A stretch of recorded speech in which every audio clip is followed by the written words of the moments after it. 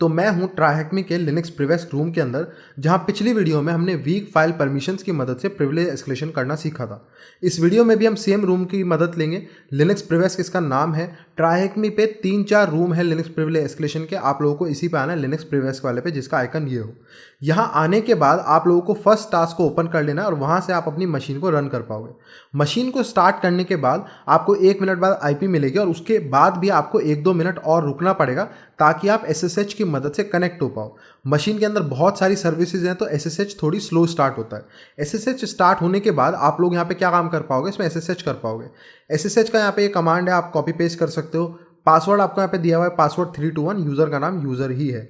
उसके अलावा आपको SSH में एक ऑप्शन ऐड करना पड़ेगा, डैश होस्ट की algorithms equals two plus SSH RSA, यानी कि आप होस्ट की एल्गोरिदम एक ऐड कर रहे हो SSH RSA, ताकि सर्वर और क्लाइंट दोनों सेम एल्गोरिदम पे नेगोशिएट कर पाए। अब SSH करते हैं इस मशीन के अंदर और फिर हम प्रिविलेज एस्केलेशन पढ़ेंगे सूडो की मदद से कैसे कर सकते हैं। तो यहाँ लिखेंगे SSH यूज़र at 10.10.224.15 और उसके यहाँ पे जो ऑप्शन हमने वहाँ से कॉपी करा था उसको पेस्ट कर देंगे। इसको एंटर मारेंगे। यहाँ पे हमसे बोलेगा कनेक्ट हो जाए, यस। उसके बाद यहाँ पे पासवर्ड डालेंगे, पासवर्ड 321, एंटर मारेंगे और हम इस मशीन के अंदर लॉगिन हो जाएंगे।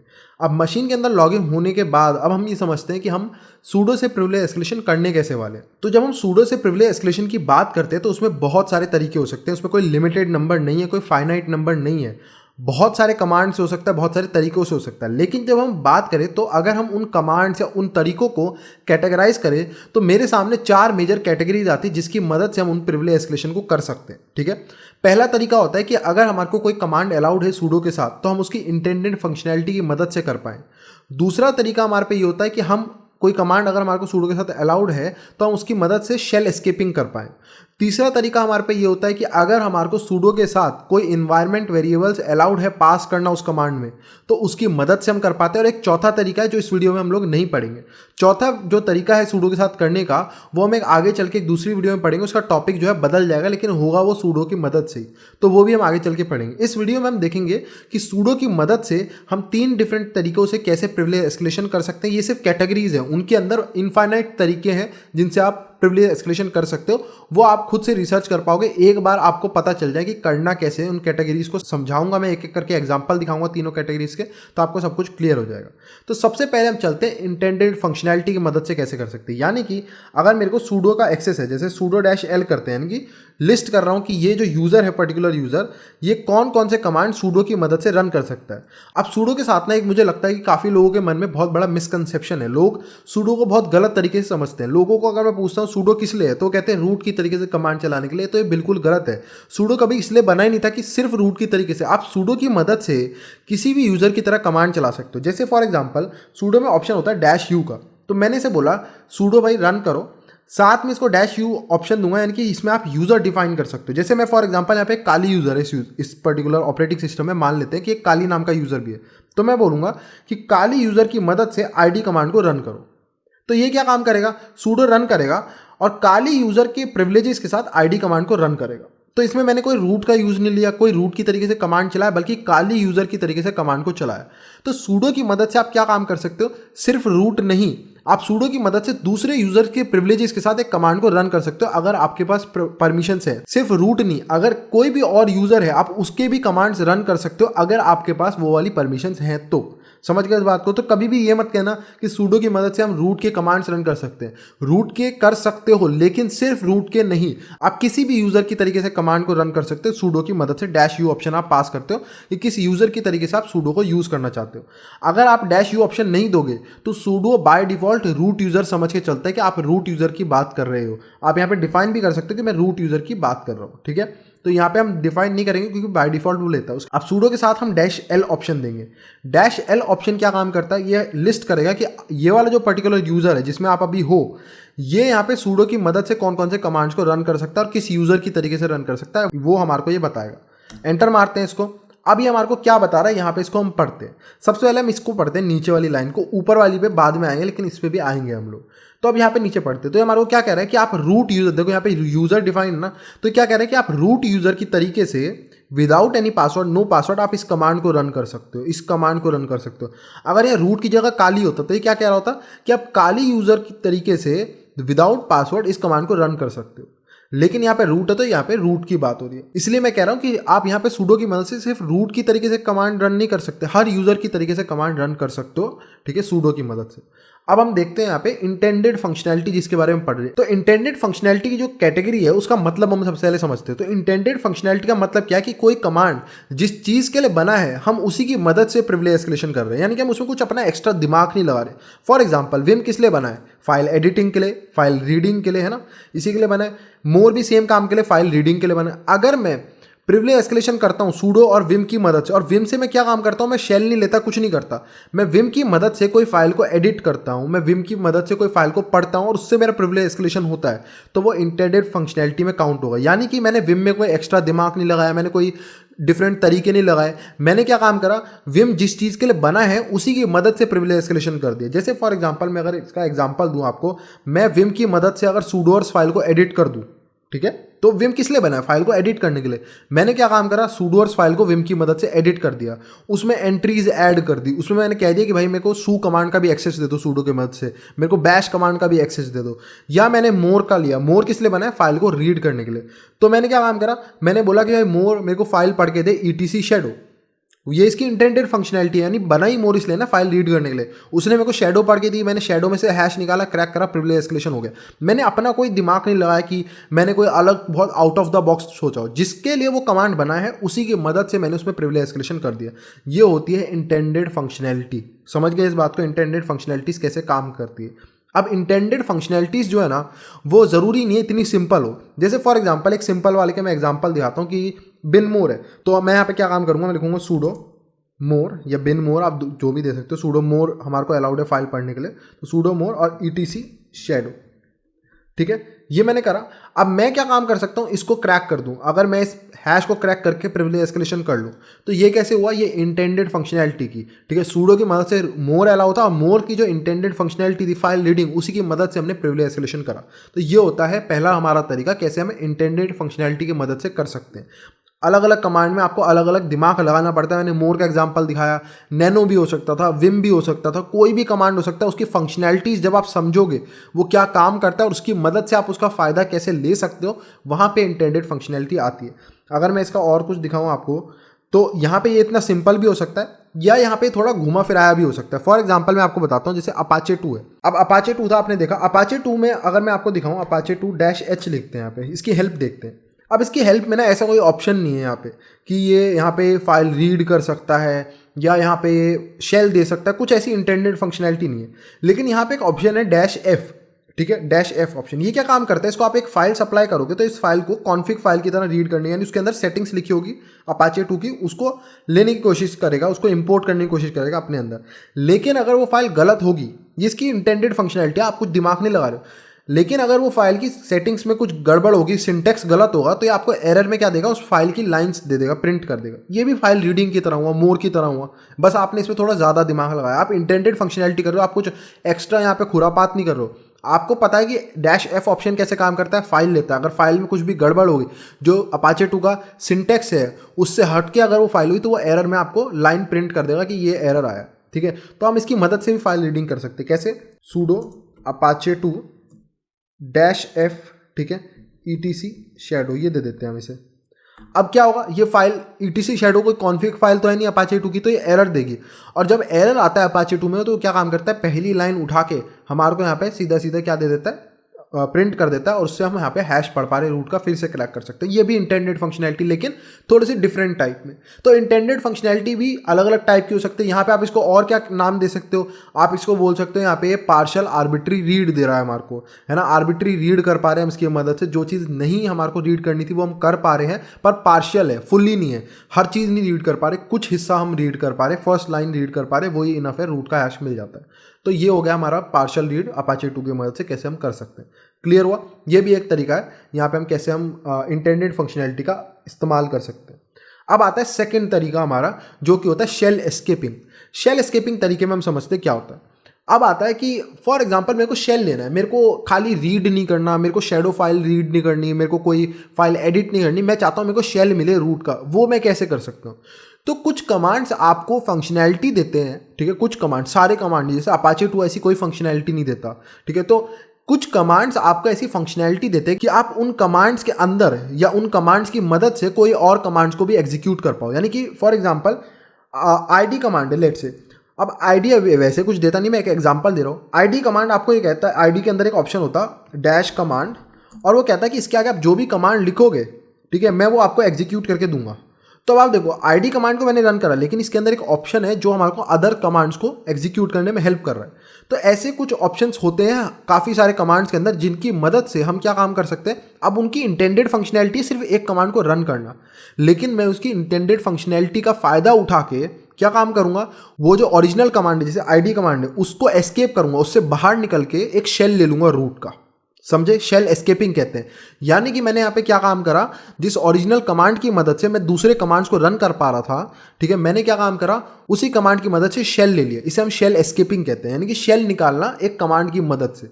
फॉर एग्जाम्पल अगर मैं दिखाऊँ इसका, जिन लोगों को कन्फ्यूजन हो रहा है कैसे होता है, तो अगर आप देखोगे यहाँ पे विम है, ठीक है, या नैनो है, कुछ भी ले सकते हो, विम लेते हैं लेट से, तो यहाँ पे सूडो विम करते हैं, ठीक है, विम खोलते हैं। अब विम के अंदर एक फंक्शनैलिटी है कि अगर आप कोलन दोगे, कोलन दिया, ये इसका कमांड प्रॉम्प्ट होता है एक तरीके से, विम का अपना कमांड प्रॉम्प्ट होता है, ये कोलन देते नीचे आ जाएगा ये।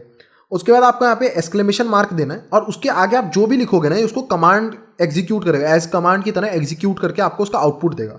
एंटर मारते, ये इसकी इंटेंडेड फंक्शनैलिटी है। मैंने यहाँ पे करा, अभी रूट दे रहा है। रूट क्यों दिया इसने, क्योंकि मैंने सूडो की तरीके से करा था, तो वो रूट की तरीके से रन हुआ, ठीक है। अब इसको एंटर मारेंगे, वापस आ जाएंगे। तो ये इसकी एक इंटेंडेड फंक्शनैलिटी है कि अगर आप एक्सक्लेमेशन दोगे और उसके आगे कोई कमांड लिखोगे तो उस कमांड को एग्जीक्यूट करेगा। ये हो गया अब मैं आता हूँ, ये इंटेंडेड नहीं करना, हमारे को करनी शेल एस्केपिंग। शेल एस्केपिंग में क्या होता है कि मैं यहाँ पे कमांड नहीं रन करना चाहता, मैं चाहता हूँ कि मैं विम की मदद से, विम से बाहर निकलूँ, विम से एस्केप करके एक शेल ले लूँ विम की मदद से। तो कैसे कर सकता हूँ, मैं इसको बोलूँगा ये कमांड रन करो। वो कमांड क्या है, कमांड होगा बिन बैश, ठीक है, यानी कि मैं इसको बोल रहा हूँ बैश को रन करो। बैश हमारा शेल होता है जो यहाँ पे लिनक्स में रन करता है। यहाँ पे आप SH भी दे सकते हो, आपकी मर्जी है, ZSH दे सकते हो, जो भी आप देना चाहते हो। मैं बिन बैश दे देता हूँ यहाँ पे, ठीक है। तो अब ये क्या काम करेगा, ये as a command bin bash यहाँ पे रन करेगा। जैसी कमांड प्रॉम्प्ट में रन करेगा, एक बैश खुल के मेरे को नया मिल जाएगा। और क्योंकि विम जो है सूडो के साथ रन कर रहा है, यानी कि रूट के प्रिविलेजेस के साथ, तो मेरे को बैश भी रूट का ही मिलेगा। तो ये हो गया यहाँ पे shell escaping, and now we are root, अगर आपको दिख रहा हो। ये होता है शेल एस्केपिंग। यानी कि इंटेंडेड फंक्शनैलिटी तो थी उसकी कि वो कमांड रन कर पाए, लेकिन शेल देना कभी उसकी इंटेंडेड फंक्शनैलिटी थी ही नहीं रूट की। हमने क्या काम करा, जो इंटेंडेड फंक्शनैलिटी थी उसका कुछ ऐसा इस्तेमाल करा कि हमारे को शेल मिल जाए। तो इसे हम कहते हैं कि ओरिजिनल कमांड, यानी विम को तो हमने एस्केप कर दिया, उससे तो बाहर निकल गए, ठीक है, उसको एस्केप मार दिया और हमारे को शेल मिल गया, शेल एस्केपिंग। क्लियर हो गया, आई होप सो कि कैसे होता है। और हर किसी के साथ हो सकता है, ये विम से हो सकता है, नैनो से हो सकता है, nmap से बहुत बहुत बहुत सारे डिफरेंट तरीके हैं। मैं दिखाता हूँ कि अभी आपको, आप खुद से कैसे डिफरेंट तरीके ढूंढ सकते हो। अब ये आपको खुद सोचने पड़ते हैं, ठीक है। फॉर एग्जांपल अगर मेरे को नहीं पता कि कैसे होनी है, ठीक, अब जैसे मोर मेरे को अलाउड था, अब लेट से फॉर एग्जांपल मेरे को नहीं पता कि मैं मोर से कैसे शेल एस्केपिंग करूँ। मेरे को ये तो पता कि मैं ETC शैडो पढ़ सकता हूँ, लेकिन मेरे को उससे शेल एस्केपिंग करनी है। तो मैं क्या काम करूँगा, मैन पेज खोलूंगा, मैन मोर, इसके ऑप्शंस पढ़ेंगे, ऐसा कोई ऑप्शंस ढूंढेंगे इसके अंदर जिससे हम उसके अंदर कमांड्स चला पाएँ, ठीक है। कोई ऐसा ऑप्शन है जिसकी मदद से हम कमांड्स चला पाएँ, कमांड्स को एग्जीक्यूट कर पाएँ, उसकी मदद से फिर हम शेल एस्केपिंग कर पाएंगे। जैसे कि अब आपको यहाँ पे एक ऑप्शन दिख जाएगा, मोर के अंदर भी एक ऐसा ऑप्शन है, सेम वही एक्सक्लेमेशन वाला, कि आप एक एक्सक्लेमेशन डालो और उसके बाद एक कमांड लिखो तो ये उसको एग्जीक्यूट करेगा। और सेम मैं यहाँ पे बिन बैश दे दूंगा तो शेल एस्केपिंग इससे भी हो जाएगी। तो हर किसी से हो सकती है, बस आपको ऑप्शन पता होना चाहिए। हर किसी से तो नहीं, काफ़ी सारे कमांड्स में ऐसा ऑप्शन आता है जिससे आप कुछ कमांड रन कर पाओ और उससे हम शेल एस्केपिंग कर पाएंगे। अब आपको ज़्यादा मेहनत ना करनी पड़े, इजी और मीडियम मशीन में, तो आप GTFO बिन्स की मदद ले सकते हो। अब जिन लोगों को नहीं पता GTFO बिन्स क्या है तो मैं दिखा देता हूँ। तो मैं हूँ GTFO बिन्स, ये एक वेबसाइट है GTFO बिन्स। आप लोग GTFO बिन्स गूगल पे सर्च करोगे खुल जाएगी। इसमें क्या है, इसमें आप यहाँ पे बहुत सारे कमांड्स लिखे और उनके तरीके लिखे कैसे आप उनसे प्रिविलेज एस्केलेशन कर सकते हो। फॉर एग्जाम्पल मेरे पे मोर था तो मैं मोर सर्च करूँगा कि भाई मेरे को मोर जो कमांड है उससे प्रिविलेज एस्केलेशन करना है। और मोर पे फिर वो पूछेगा कैसे करना है आपको, आपके सूडो की परमिशन है, आपके SUID की परमिशन है, आपको क्या लेना है, आपको शेल लेना है, आप यहाँ पे बता सकते हो। तो मेरे पे सूडो की परमिशन है, या फिर आप शेल पे भी क्लिक कर सकते हो, मेरे को शेल लेना है, ठीक है। मोर से शेल कैसे ले सकते हैं वो हमारे को पता लगाना है। एक बार शेल मिलेगा तो रूट का ही मिलेगा क्योंकि वो सूडो के साथ रन कर रहा है, या फिर आप सीधा सूडो पे क्लिक कर सकते हो। मैंने सूडो पे क्लिक करा तो अब ये क्या काम करेगा, मेरे को सूडो पे ले जाएगा और बताएगा कि आप पहले ये कमांड यहाँ पे लिखो अपने कमांड प्रॉम्प्ट के अंदर और फिर ये कमांड लिखो, आपको सीधा शेल मिल जाएगा। वही बात है, इसने सूडो मोर रन करा, जो हम कर रहे थे वही काम करा इसने। वैसे सूडो के साथ मोर रन करा, ठीक है, सूडो मोर, और एक फाइल खोल ली मोर के अंदर। और जब वो फाइल खुलेगी उसके अंदर आपने एक्सक्लेमेशन, जो हमने ऑप्शंस पढ़ा था ना हेल्प में, एक्सक्लेमेशन दिया, उसका बिन SH दे दिया, बिन बैश दे दिया, तो उससे आपको शेल एस्केपिंग हो जाएगी। तो आप यहाँ पे इस GTFO बिन्स के अंदर बहुत सारे कमांड्स हैं जिसकी मदद से कैसे हम कर सकते हैं, यहाँ पे ऑलरेडी दिए हुए लोगों ने एक पूरी इंडेक्स बना के रखा हुआ है जिसकी मदद से आप कर सकते हो। अब मैंने अभी बोला ईजी और मीडियम पे काम करता है। बहुत बार मैंने ऐसा देखा है कि कस्टम फाइल्स हमारे को दी जाती है। हार्ड मशीन में क्या होता है कि सूडो से ही करना है, लेट से सूडो ही अलाउड है, लेकिन सूडो के आगे हमारा जो कमांड रन कर सकते हैं वो एक पाइथन की फाइल है जो खुद कस्टम लिखी गई है।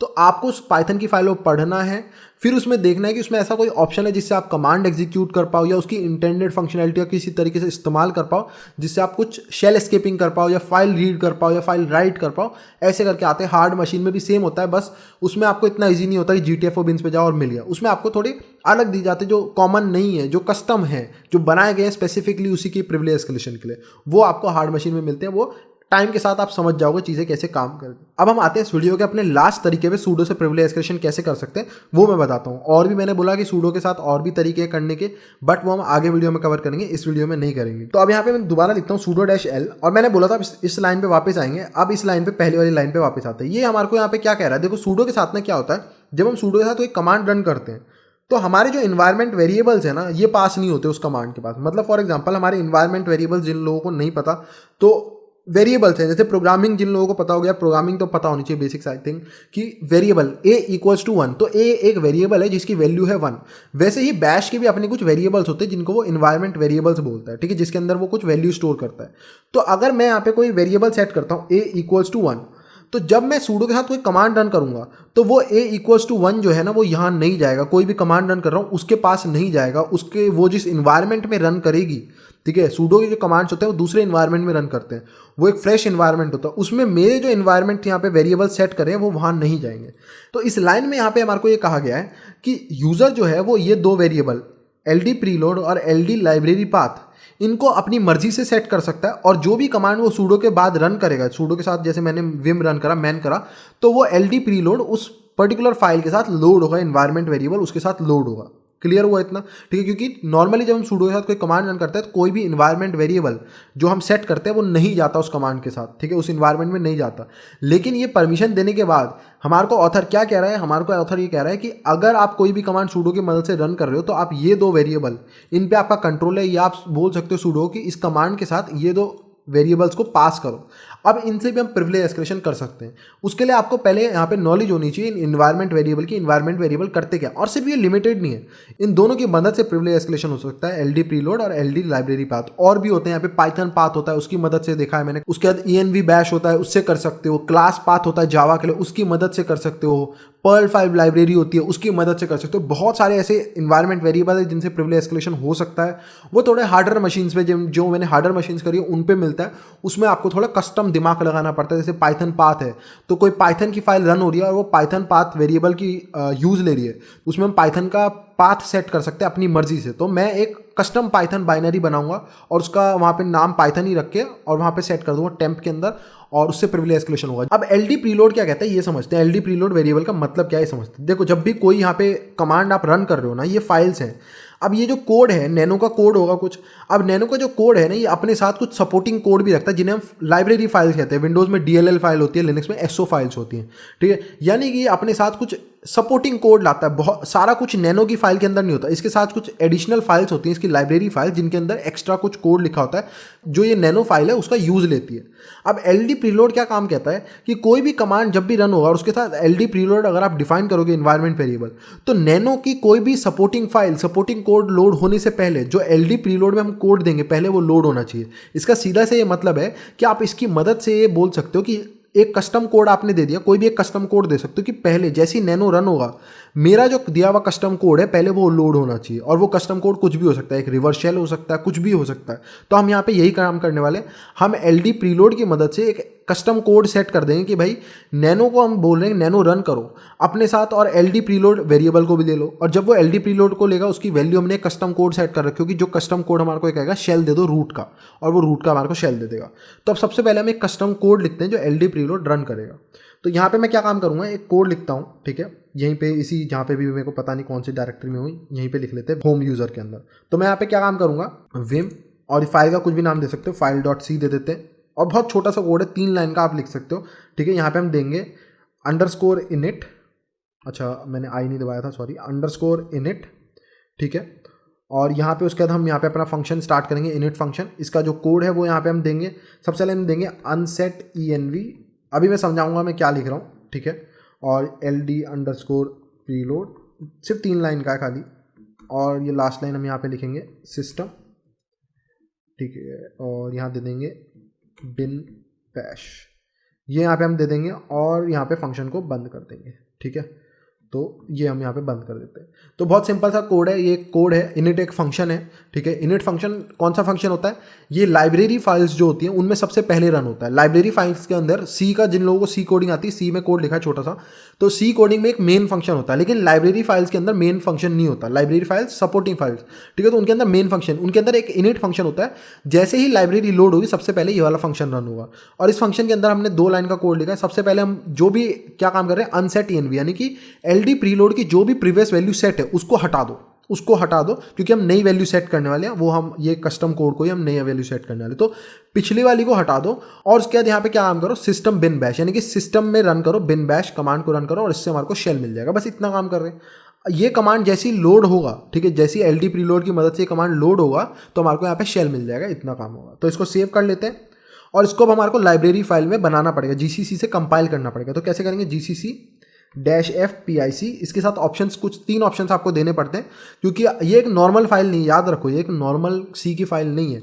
ये क्या है, एक शेयर्ड लाइब्रेरी फाइल है। तो उसके साथ ऑप्शंस क्या जाते हैं, FPIC यानी कि पोजीशन इंडिपेंडेंट कोड। जिन लोगों को बाइनरी एक्सप्लोइटेशन पढ़ी थी, मेरी बाइनरी एक्सप्लोइटेशन वाली सीरीज पढ़ी, उनको पता होगा पोजीशन इंडिपेंडेंट कोड हमारे जो एड्रेसेस है, फाइल के एड्रेसेस, कोड के एड्रेसेस हैं, उनको रेंडमाइज कर देता है सबको, ठीक है। उसके बाद यहाँ पे ऑप्शन देंगे डैश शेयर्ड, ये बताने के लिए कि एक शेयर्ड लाइब्रेरी है, और डैश नो स्टार्ट फाइल्स, ठीक है। तो यहाँ पे इसका क्या मतलब है, नो स्टार्ट फाइल्स का ये मतलब है कि इसके अंदर कोई भी मेन फंक्शन नहीं है, क्योंकि एक शेयर्ड लाइब्रेरी है।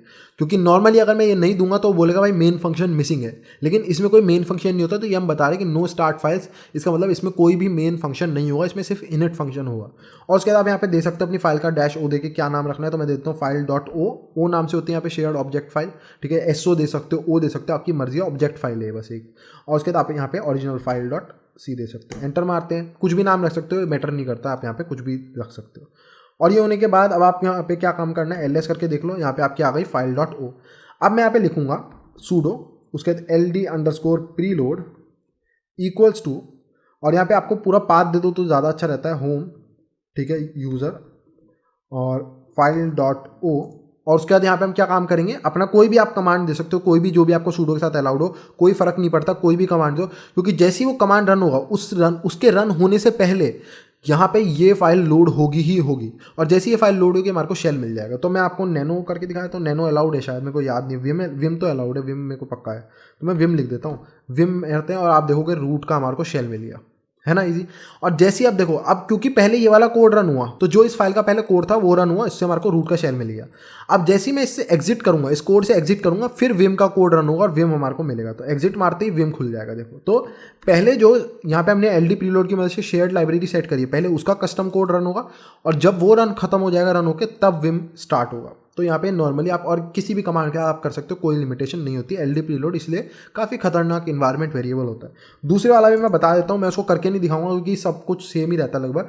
ld लाइब्रेरी पाथ में क्या होता है कि अगर आपको पता है कि इनमें से कोई भी एक कमांड, जैसे फॉर एग्जांपल LDD कमांड से आप पता लगा सकते हो कि कौन सा कोई भी कमांड कौन कौन सी लाइब्रेरीज का यूज़ ले रहा है। जैसे विम है, विम, एक मिनट को, मैंने यहाँ पे बिन देना था, पूरा पाथ देना पड़ता है, बिन, और कोई और कमांड दे देते हैं, फॉर एग्जांपल विम ही दे देते हैं। चलो दोबारा विम दिया, तो विम कहाँ पे है यार, विम नहीं दे देते, कोई और याद करने दो, कौन सा है, मोर है, मोर दे देते हैं, ठीक है। अब मोर देखो कितने सारे एक्स्ट्रा लाइब्रेरी इस कोड का यूज़ कर रहा है ना।